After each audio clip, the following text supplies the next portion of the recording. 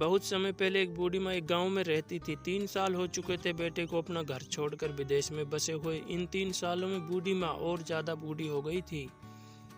75 वर्ष की उम्र में सुलोचना देवी की याददाश्त काफी कमजोर होती जा रही थी। उन्हें रोज रोज की चीजें याद न रहती, लेकिन जो उन्हें हमेशा याद रहता वह था उनका बेटा। दिन हो या रात, एक पल भी ऐसा न होता जब उन्हें अपने बेटे की याद न आती। दूसरी तरफ बेटा था जो साल भर में एक आध बार अपने माँ को फ़ोन कर लिया करता और 1-2 मिनट में से ज़्यादा बातें भी न किया करता। फिर भी ये बूढ़ी माँ टकटकी लगाए अपने बेटे का इंतज़ार करती रहती थी। एक दिन विदेश से फ़ोन आया। हेलो हेलो, सुन रही हो ना माँ? अनिल बोल रहा हूँ, तुम्हारा बेटा। कैसी हो माँ? मैं ठीक हूँ बेटा, तुम बहू और मेरा पोता कैसा है? माँ ने पूछा। सब अच्छे हैं माँ, मैं अगले हफ्ते गाँव आ रहा हूँ माँ तुम्हें लेने। अब हम सब साथ में ही लंदन में रहेंगे माँ। तुम्हारी बहू कह रही थी माँ को यहाँ पर लेकर आओ, बेचारी अकेली वहाँ परेशान होती होगी। बेटे ने कहा। माँ की बूढ़ी सूखी आंखें आंसुओं से भीग गई। उनके कमजोर शरीर के नस नस में खुशी की लहर दौड़ गई। बेटे और बहू का अपने प्रति प्रेम देखकर माँ का मन खुशी से भर आया। बेटे ने कहा। माँ तैयार रहना माँ, मुझे ज़्यादा दिन की छुट्टियाँ नहीं मिली हैं। जिससे जितने पैसे लेने हैं लेकर रखना, तब तक मैं प्रॉपर्टी डीलर से बात कर लेता हूँ।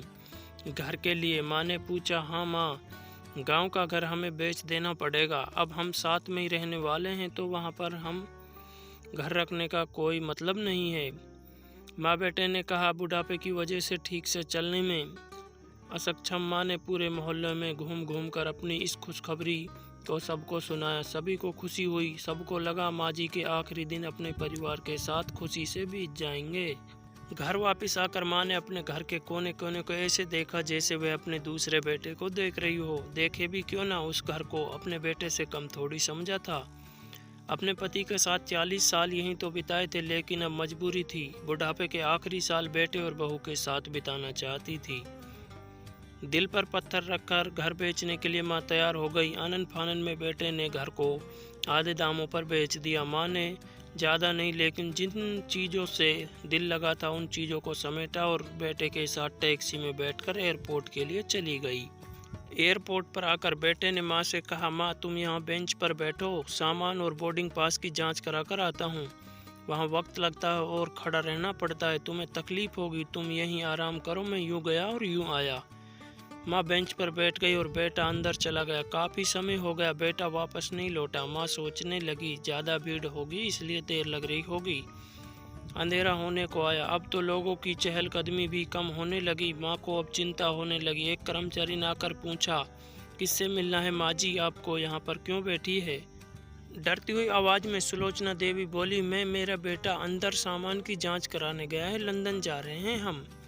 क्या नाम है माँ जी आपका बेटे का? कर्मचारी ने पूछा। अनिल नाम है मेरे बेटे का, सुलोचना देवी ने बताया।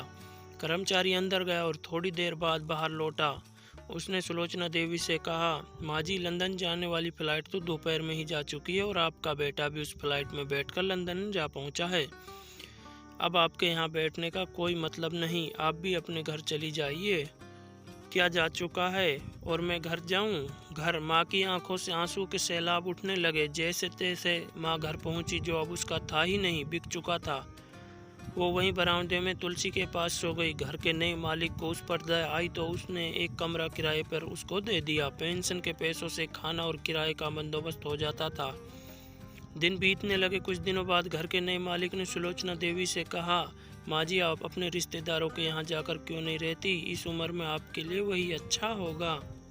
अच्छा तो होगा, लेकिन अगर मेरा बेटा वापस आया तो उसका ख्याल कौन रखेगा? मेरा बेटा बहुत भोला है, उसे अपना ख्याल रखना बिल्कुल नहीं आता। मैं कहीं नहीं जाऊंगी, क्या पता कब उसे मेरी ज़रूरत पड़ जाए, माँ ने कहा। दोस्तों सच बता रहा हूँ, माँ की ऐसी बातें सुनकर मेरी आंखों में आंसू आ गए। किसी ने सच ही कहा, पूत कपूत हो सकता है लेकिन माँ कभी कुमाता नहीं होती। दोस्तों आप सभी से हाथ जोड़कर विनती करता हूँ, अपने माता पिता की जितनी हो सके सेवा करना, उनके साथ कभी बुरा बर्ताव मत करना। अगर ये कहानी आप लोगों को अच्छी लगी हो तो कमेंट करके ज़रूर बताइए और हमारे YouTube चैनल को सब्सक्राइब करिए।